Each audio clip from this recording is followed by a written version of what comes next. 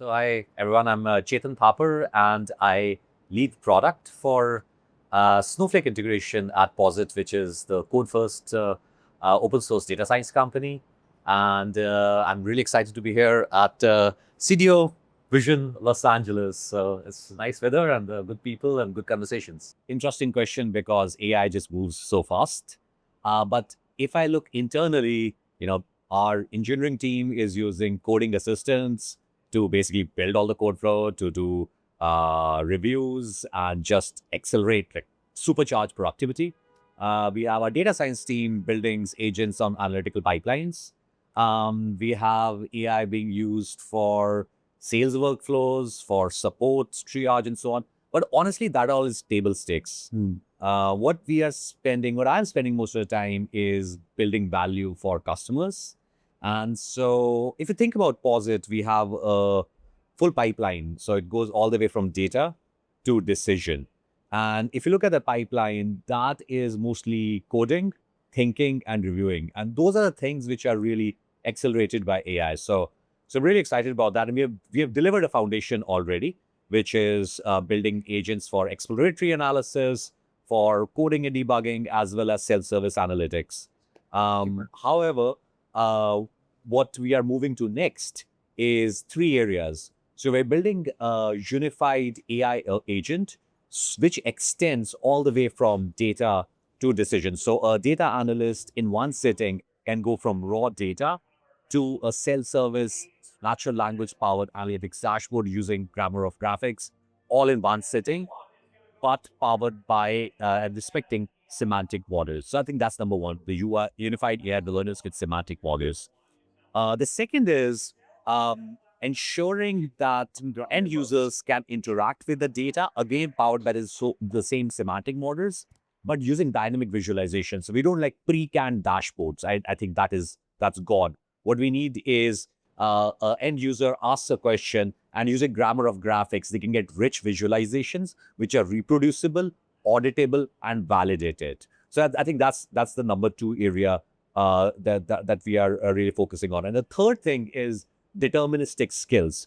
So think of AI workflow in which LLMs still orchestrate and agents still orchestrate, but you have statistical validated machine learning methods, which are called as skills. So those are the key three areas which we are really focusing on and which I think are new in 2026. It's essentially, in two words, calibrating autonomy.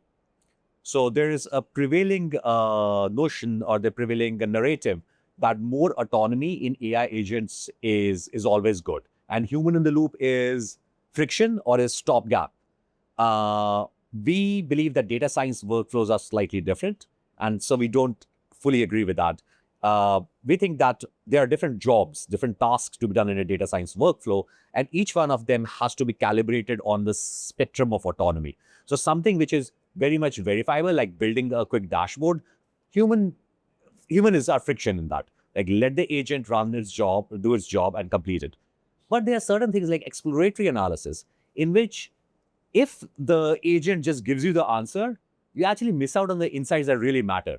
Because data scientists, when they are doing exploratory analysis, they find something strange, maybe a weird correlation or some kind of statistical anomaly, and that allows them to double click on something and find novel insights. So the hardest problem is finding a design pattern which can differentiate between these two ends of the spectrum. And so our approach is, if something is verifiable, let the agent run. If it requires exploratory analysis or very consequential, in that case, the agent shows insights, and then we expect the data scientist to take the seat. So lean in versus lean back.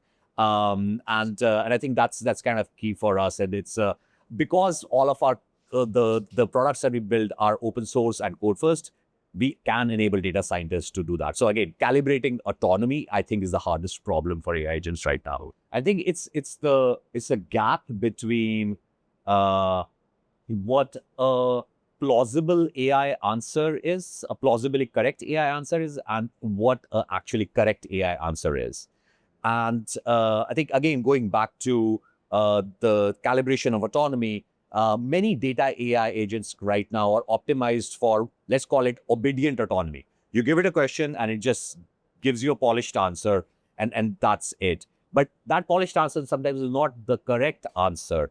The trend to watch out for is moving from an AI which answers questions really well to an AI which allows people to ask the right questions.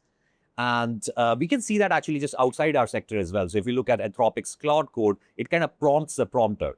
So it asks you, when you ask a question, it asks you more clarifying questions rather than just assuming intent. And so that in which we provide a data scientist with context and insights and guide them to a certain direction and let them operate at a higher level of asking the right questions is what we have built in our product. And I think that's the trend we need to be really looking forward to in the next year. I mean, there's no dearth of AI content. There's webinars, there is blogs, and a lot of that. But I think what CDO Los Angeles or a CDO in general gets right is you all are getting practitioners all together, and they're talking not just about what's theoretically possible, but what exactly is the bottleneck in data science workflows, in execution of AI, in adoption of AI.